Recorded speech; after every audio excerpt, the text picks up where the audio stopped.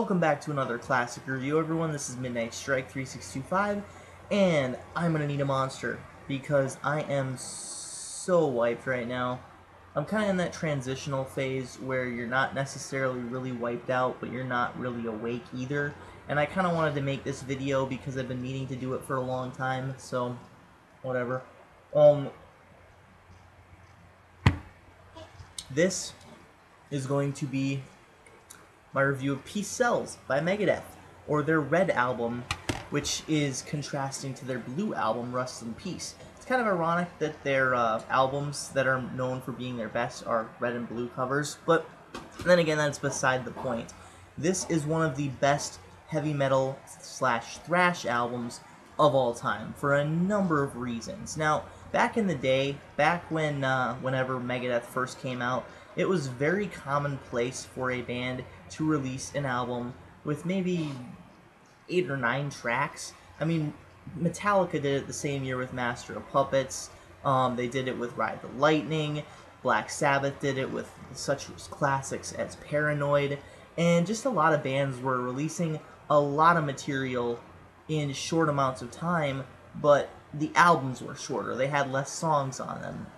AC/DC was another one. This is no exception. There's actually only 8 tracks on here. So, while right off the bat it might seem like it's going to be a little bit of a shorter album, it's actually not, because all the songs actually make up for it. The longest song on here is Black Friday, or Good Morning Black Friday.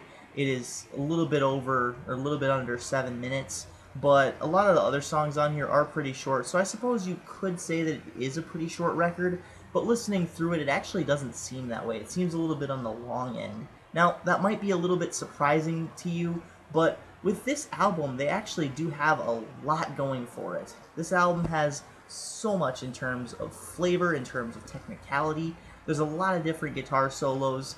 Pretty much every single song has a guitar solo, just kind of strumming through the midsection, kind of strumming through the verses parts of it, with the exception of maybe Bad Omen. But all through and through, this is a very, very technical album. One of the earliest albums in Megadeth's career. It's actually their sophomore release, and they actually improve on a lot, and I mean a lot, coming into this. Now, the first song I actually heard off this album, Peace Sells, the third track on here, it actually improves on the most. It sounds like it could be on Rust in Peace, actually, with the amount of work thrown into this. Now, I say that because most of the songs on their debut kind of seem like they were thrashing or speed metaling, if you want to say it, and use it as an adjective or verb, I mean, for the sake of doing it.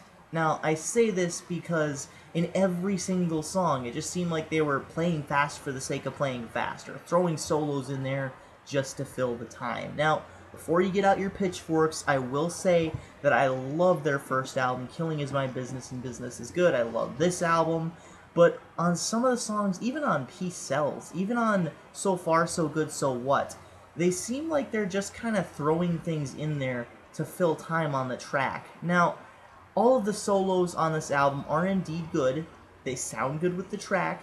They sound good in the place that they're put in, but I kind of get the feeling that they're just kind of strumming along for the sake of doing it. Now, that's not necessarily a bad thing, but it becomes more pronounced, and by the time Rust in Peace is released, they've actually come up with a very, very good way of making the guitar solos and everything work with the album, instead of just kind of complement it and seem like it's kind of a sideline thing or a sideshow attraction, I suppose.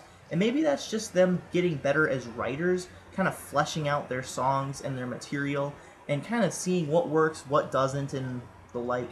But then again, I'm not going to claim to know what's going on inside Megadeth's head. At this point, it's basically all up in the air, as this was going to be their last album with a stable lineup until Rust in Peace.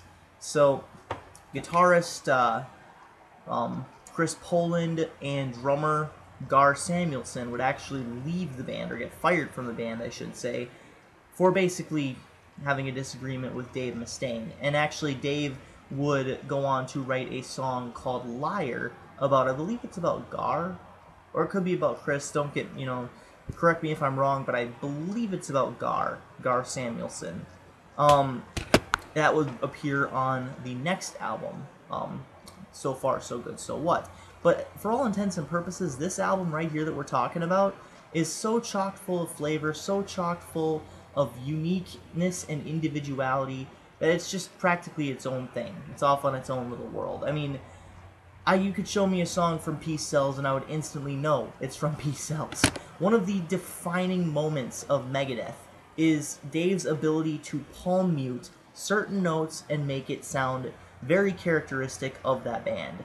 This is probably the best album to showcase that, because pretty much every single song has some form of palm muting to it, and it definitely sticks out. It definitely shows Dave's worth and ability as a guitarist, especially in Peace Cells, Wake Up Dead. I believe it's in Bad Omen as well, and My Last Words. I mean, all those songs just utilize it to its fullest potential. So, I don't know, it just sounds really good and very characteristic of what Dave Mustaine can do. So, basically, like I said, 8 tracks, not a single bad apple in any of them. The weakest track I'd probably say is I Ain't Superstitious, because it's a cover, and it seems like it doesn't really fit. It's a little bit slower than the rest of the material found on this album, but that's not really to say it's bad. I actually do really like it. I mean, it's, a really good song, but compared with the likes of Wake Up Dead, Peace Cells, Devil's Island, and all those songs, it just seems a little bit on the weak end. So, that is my opinion. As far as this album versus Rust in Peace goes, that's kind of a different debate on a whole different level. One could say that this is their Master of Puppets album, as it came out in the same year, 1986, but one could also say that Master of Puppets and Rust in Peace are more on par with each other, and that's kind of where I would go with it as well, even though the last album that Metallica made when Rust in Peace was released was And Justice for All. But then again, those two can't really be compared. Megadeth's never really made an And Justice for All album, and I don't really know why. Maybe it's because they don't want to copy Metallica, but then again, a lot of their material does sound very similar.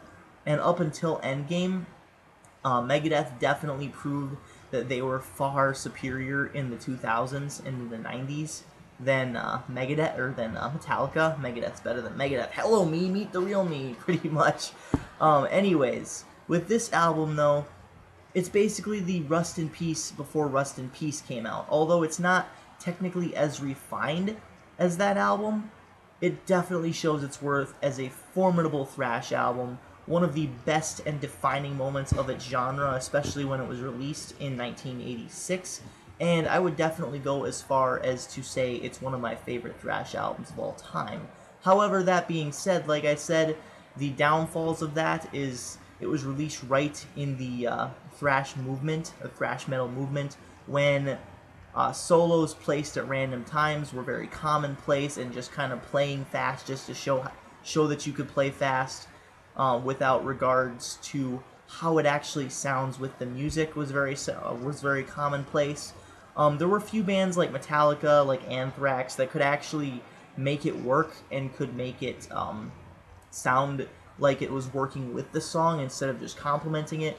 But Megadeth, and to some degree even Slayer, was doing this, where they just kind of thrashed and played fast just for the sake of playing fast, and just to fill some time on the track. Not to say it's bad, but it is noticeable. So with that, I'm going to give this album probably a... Ooh, this is hard. 9.5 out of 10. I didn't know if it was going to be like a 9.7, 9.6, but I'm going to go 9.5 out of 10. Keep it even. So with that, thank you very much for watching. This is Midnight Strike 3625. Keep calm and rock on.